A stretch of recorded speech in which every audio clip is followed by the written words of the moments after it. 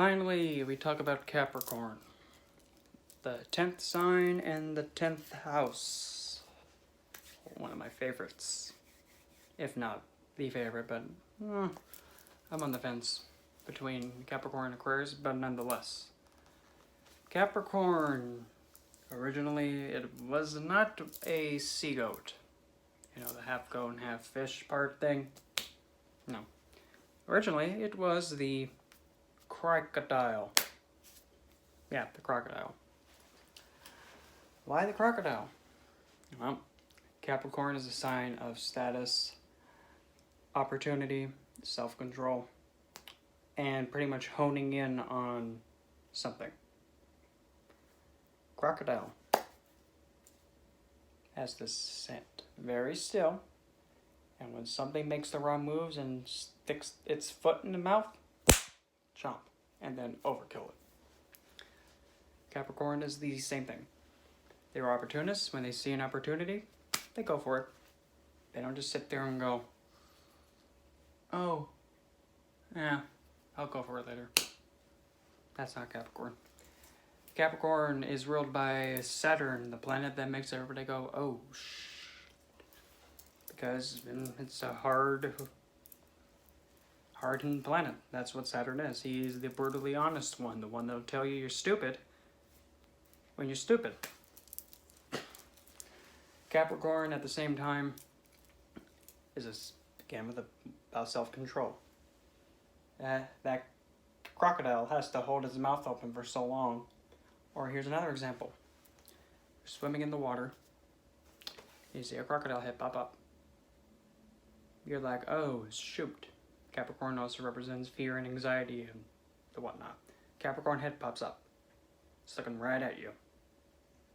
You have to have self-control, because if you don't, if you move, it's going to come after you. But now say the Capricorn was like this. I see you, cupcake. Uh-oh, that's not good.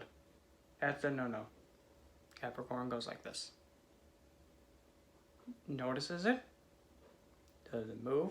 Then goes. Now Capricorn, regarding stones and the whatnot, technically you can really say any kind of stone, mineral, or crystal. One example is this is black tourmaline, that's one. Or obsidian, that can be another one. This one's a piece of black tourmaline. Blue sapphire, because that is a shiny stone, and shiny is another name for Saturn.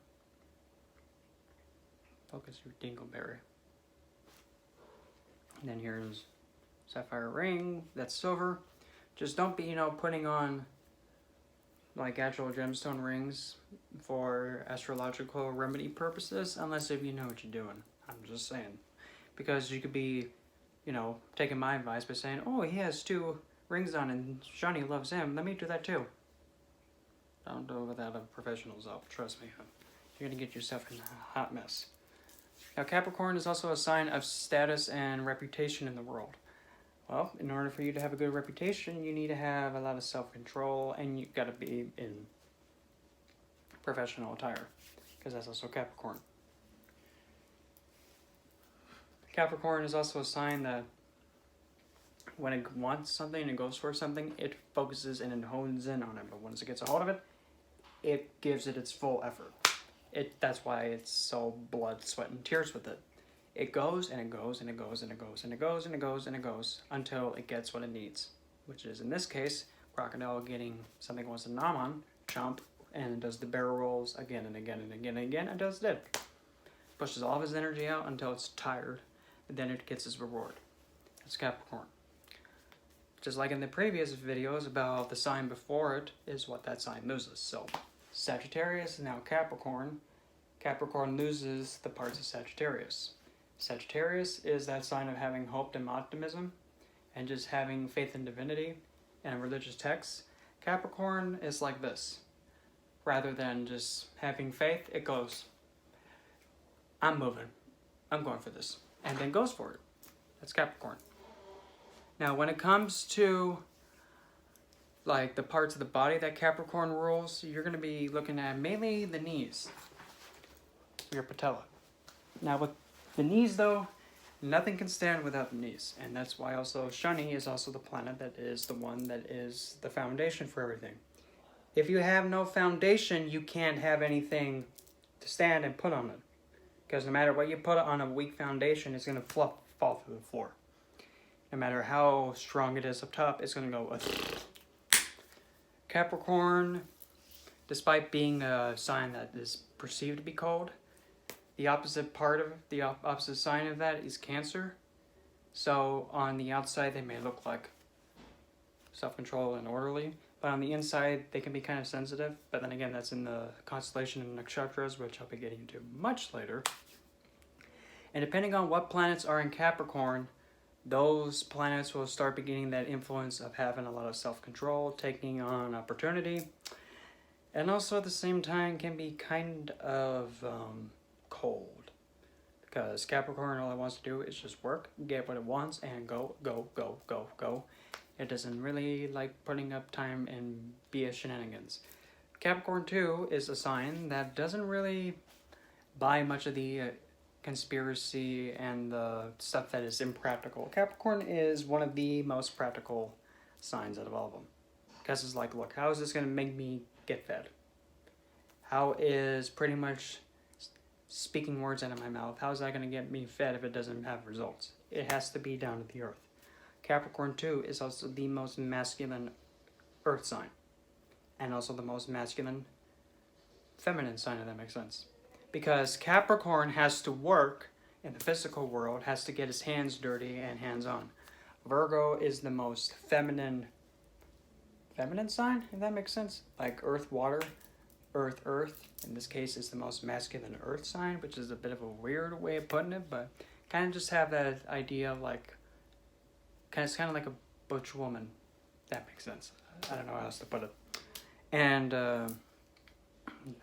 Taurus is more kind of in the middle of the earth signs, but still nonetheless. Capricorn is also the sign that actually is the highest point in the zodiac belt, which is 12 o'clock noon, and that's where the sun shines its brightest and is above your head, kind of like right up there. So any planets that are in the 10th house, everybody can see that reputation, everybody can see that. So if you don't have a good reputation, you're probably not going to get that far in life. So I think that's pretty much everything that I got for Capricorn that I can think of off the top of my head. And the next sign, of course, is going to be Aquarius. And down below, I really hope this thing will put it there, because if not, I'm going to table flip. You'll see the link to my Facebook page, Saravan Astrology. I have one service up, and I'm waiting for the other many to get, approved. But the first service I have on there is me analyzing how Saturn is doing for you, or how Shani is looking at you. Is he looking at you like, or is he looking at you like? And that service is, it pretty much gives you his placement, his zodiac sign, the house he's in, the aspects he's getting, who's looking at him, who's affecting him, what to look out for with him, how to help him out if he's in danger, what to really be careful of, what not to do, what to do, and all that. Just, if you're going to be wanting that service, just make sure you send me your birth detail. All you got to do is click the link down below and click the big contact button that's there. And pretty much other than that, I'm also running a little contest that whenever you like the page, and trust me, I can see who likes the page. All you gotta do is like the page, and then you'll be having your name be put in a hat.